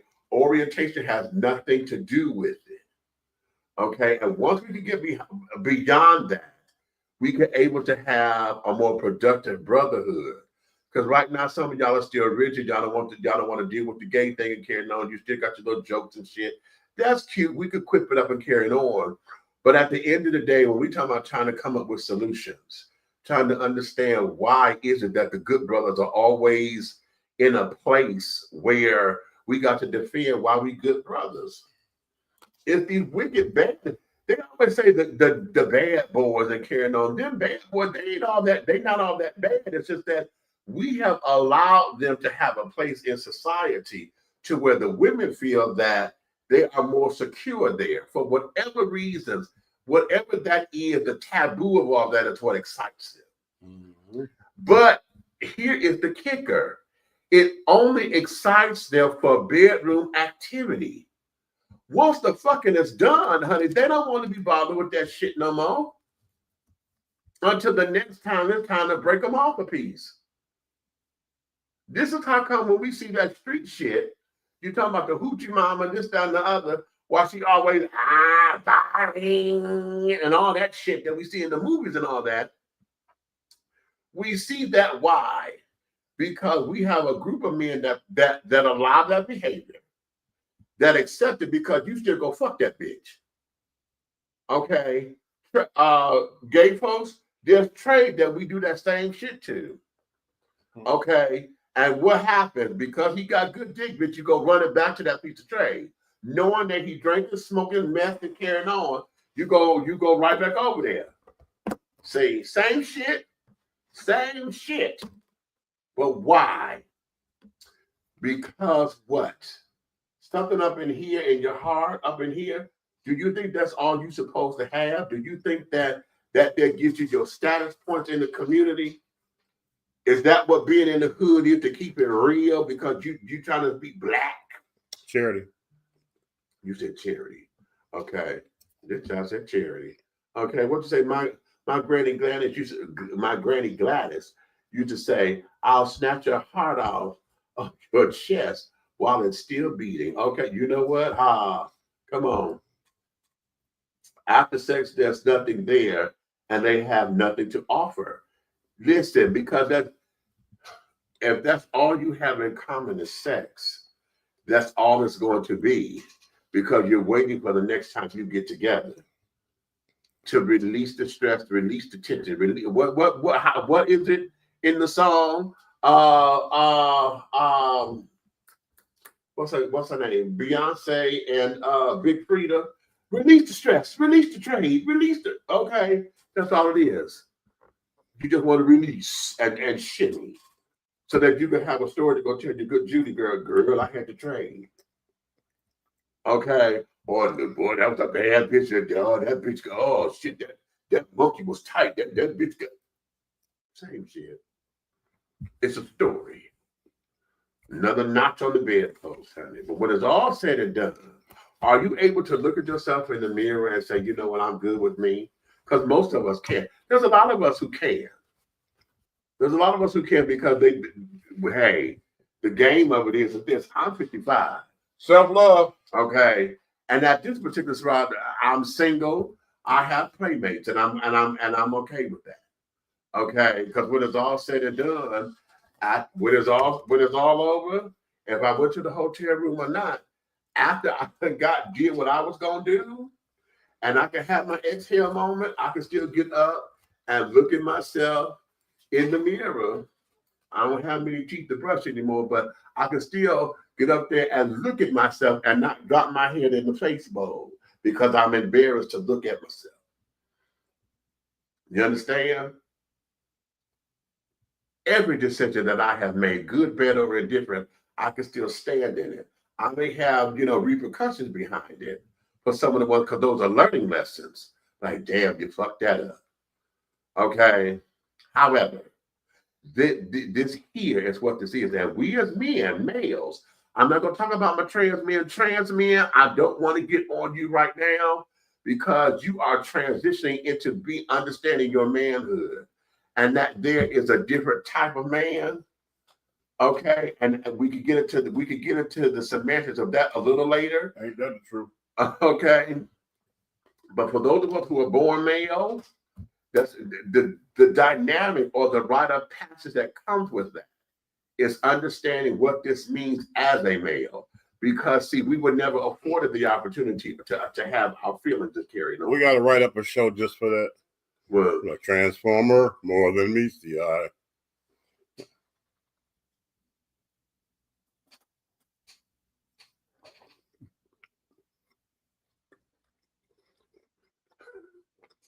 You know what?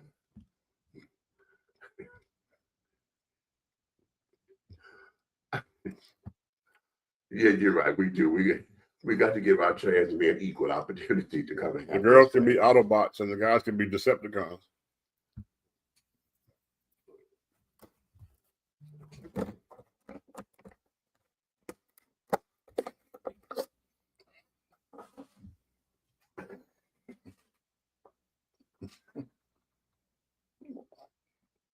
What? I'm gonna read this comment. What'd you say, Emmanuel, exactly about the little old trade boys? Just cause he got some good old meat, you put up with the bullshit, knowing he ain't no damn good for you. He's just worse. Okay, he just want that piece of meat. Exactly. Okay. I'll be 58 years old, enjoy my own company, and draw boundaries to keep toxicity away. Come on, Tracy. Okay. Oh, so you were 67, baby. I'm okay. So dig that. Dig that. Okay. Understand that. So see, you and I, we all of us in that same age group or whatever. See, at this particular stage of the game, this is something that we had to learn. As some of us learned it earlier than others. And there's some of us who never get it. I know some of my whole friends from back in the day. It was sad watching them take their disability check and spend it on the trade. Because that's the only way they felt like they could be loved or whatever, is because they had a little bit of money. To be loved. How fitting. Okay. And that's all that it is. And that's because a lot of folks do not know how to do the internal work. We as men, we're not taught to do the internalized work. Why? Because we're not taught to feel. We're not taught to sit down there and to understand what it means to actually sit in your feelings. Okay, we're not taught that. We're not taught that. And so because we're not taught that, we did have to.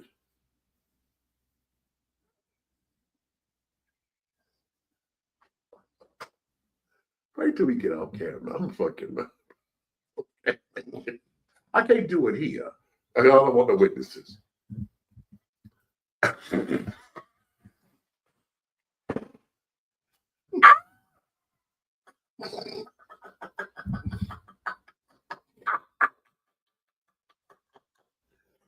You dumb.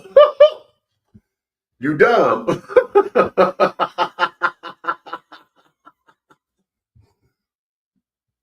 So yeah, but we're not taught these kind of things. So because we're not taught this, it becomes an anomaly, of sorts for us to get into these particular spaces. And now that we're in the place where we have a lot of things where men are actually addressing this, that it's okay for us to come together and to have a brotherhood. You say a man in a dress. say? I said men are addressing this. Oh, dressing. Yes, the holidays are coming. Okay. Yes. And just another, just like we have women who are addressing the fact that Women need women dressing too. need to take responsibility for what they do and accountability for Oh, what Lord, Jesus. Jesus. in relationship. Jesus, he said woman and accountability in the same sentence. Okay. Tragedy.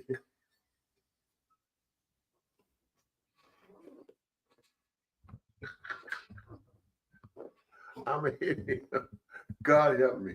Okay. Let me go boil this lasagna. I'm gonna take all this box of lasagna. I'm gonna wrap it around his wide ass. Okay. Tragedy. Okay. What did you say, Tracy? That look tells it all on his face. Okay, right. Okay. Yeah. So because of that, you know, that's what that is, children. So what we have to do is we have to provide spaces that's going to facilitate this, and not necessarily at the church home, because I believe that men do not feel as though they can be free in that kind of environment unless they understand it. But see, even still, we'll sit up there and want to be blinded by the tenements of religion and the church, to where we won't have open discussion, you know, and say the stuff that needs to be said without trying to sugarcoat it. You know what I'm saying? It'll be muffled. Yeah, exactly. And so we need to facilitate these kind of spaces to where we can talk freely and openly and understand hurt is hurt. Hurt is hurt. And that's the crux of all of this. When you hurt me, and you hurt me deep. And so now, how do I recover from this hurt? Because if you cheated on me or play with my intelligence and carry on, and I don't have a why, there's nothing there that will say why this happened. That means that all this time that I thought I loved you, I was in love with the fucking representative. I was in love with the motherfucking representative that you kept there. You never let the rep take a break, because I never got to see the real you. You understand? And all of us need to let that representative stop leading with the motherfucking rep. If the representative stay at home some motherfucking time when y'all on a date or whatever, and you show up as who you are, stop trying to make an impression. You know, I'm gonna end this with this. A lot of you women get cheated on because the man doesn't recognize you anymore, because you continuously go sleep with your back to him. Ooh. I want you to marinate on that. That's big. That's real big. If he don't see nothing but your back at night and your back going out the front door, how does he even know who you are anymore? Oh, you know what? You just said a mouthful right there. And seeing your back, and I'm not spooning you, I'm not even cupping you. I'm not there to where we are embraced in that. To where you're nuzzled to feel secure. So you know what? Hold on.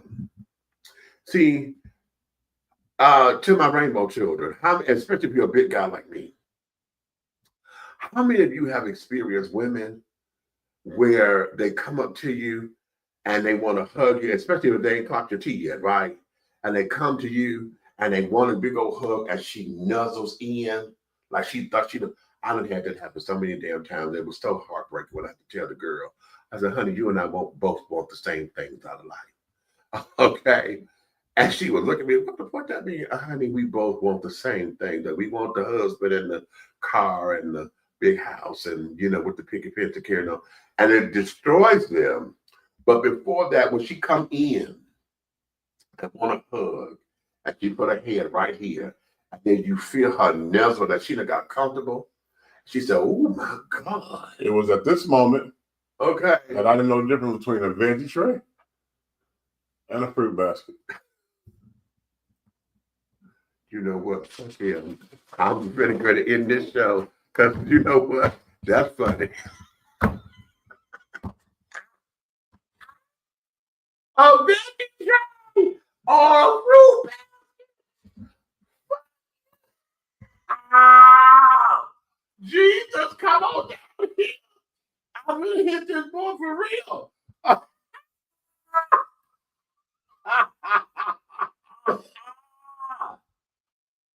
I cannot.